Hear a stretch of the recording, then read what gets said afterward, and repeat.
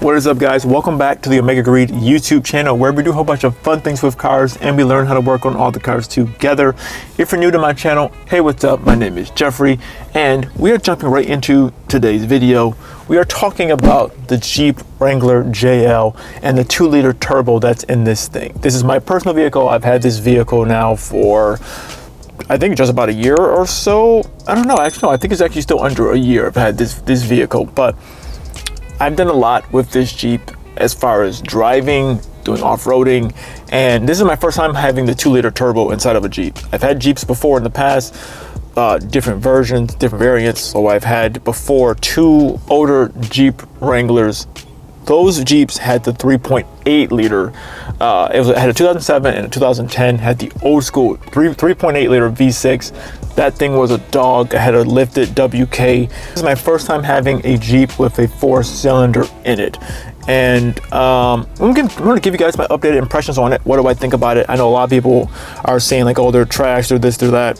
What do I think about it? So let's jump right into the video. First thing I will say, now we have taken this vehicle literally across country twice. I drove all the way from Los Angeles, California, back to my hometown, Buffalo, New York, literally across the entire country.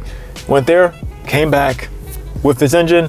We have gone off-roading, literally in like 100-degree weather. We went up Santiago's Peak, which is, I believe, the tallest point in Orange County.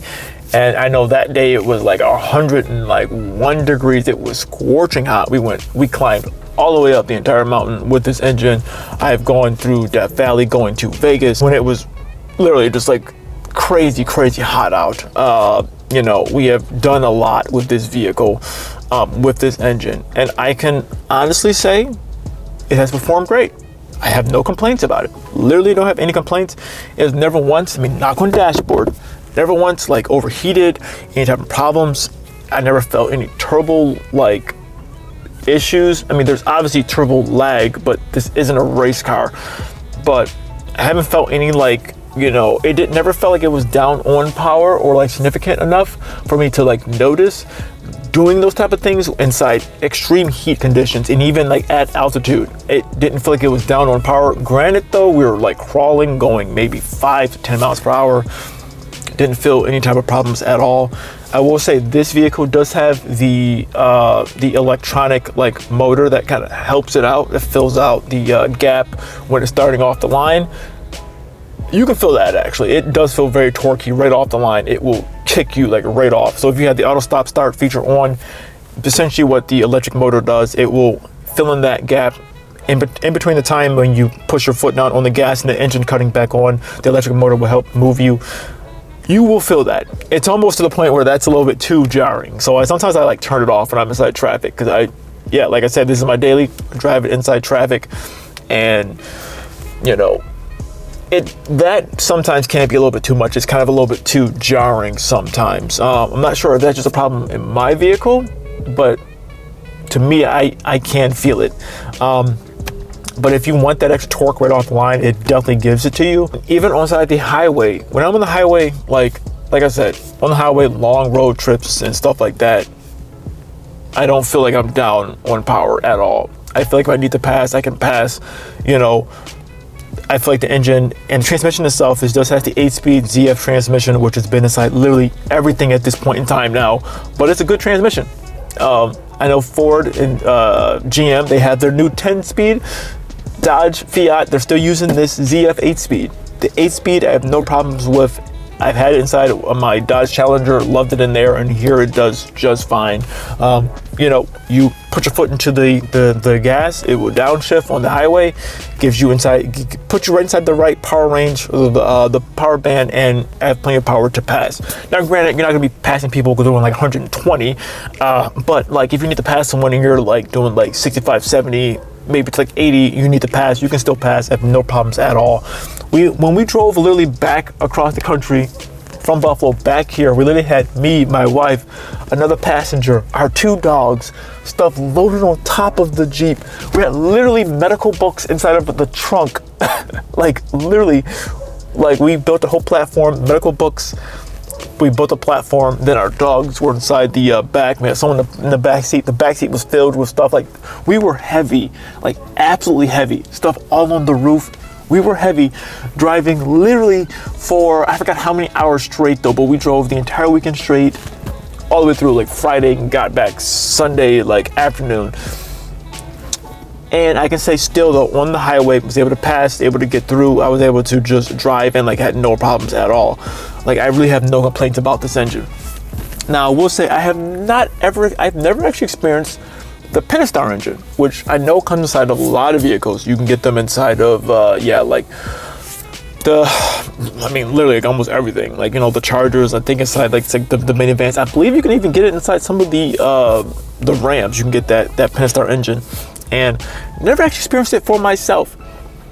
When I was looking to get a Jeep, like the new JL, I was kind of debating, do I want to go with the 2-liter turbo? It's newer, you know, unknown. We don't really know what's going to happen down the line. Personally, know if this was going to be the right decision to get the 2-liter.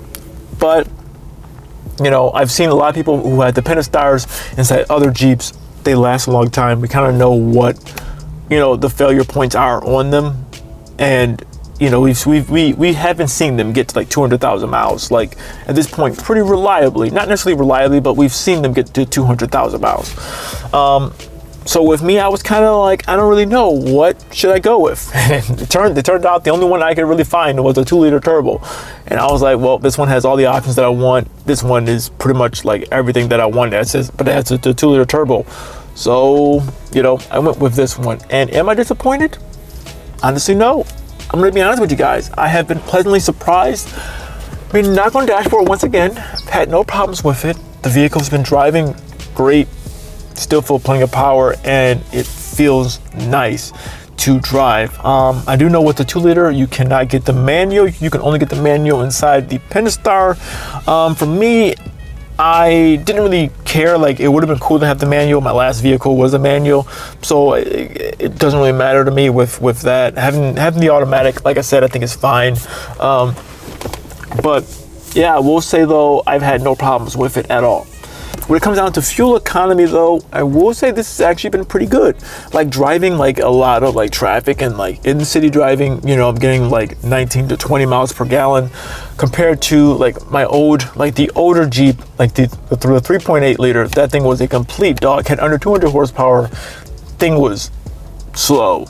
Not just like slow, but like at some points dangerously slow, because I had bigger tires and stuff like that on it, so it was heavier. And getting onto the highway, I was almost foot to the floor every time. Had to be very careful when you were merging, very careful when you were getting over. You had to like really be really aware, like, okay, because I know I can't accelerate fast. I got to make sure I have enough space and enough time to get over. And here, I don't really feel like that. I feel like, okay, cool, I can just drive this like a normal vehicle. Like you get into traffic, you can see cars coming, you can, you know, accelerate, get into traffic, get into the highway, or just like go on the normal roads. So it's not a race car, but it was never meant to be. But I love that about the Jeep. It just feels like a normal vehicle. It drives like a normal vehicle to me. You get into traffic, you can drive, and it feels fine. But overall though, that's just my personal opinion. I think the 2-liter turbo, at least in my experience, I've had no problems with it. Hopefully it stays that way. We will see. In my older Jeep though, honestly, I had no problems with that either at all. Except for my 2007, that one did have a lot of problems. But the 2010 one, no problems at all. So we'll see what happens with this one. Hopefully nothing happens with the engine. If something does, I will give you guys the updates. So stay tuned for that. But if you guys want to check out another video, you can check out this video right here. And if you guys aren't subscribed to my channel. We're doing a ton of stuff to this Jeep. We're doing off-roading videos. We're going to be doing a ton of modifications to this thing, and we're going to be having a whole lot of fun. So subscribe to my channel. We'll see you guys in the next one. See ya. I'm taking this thing off to the trails. Let's go.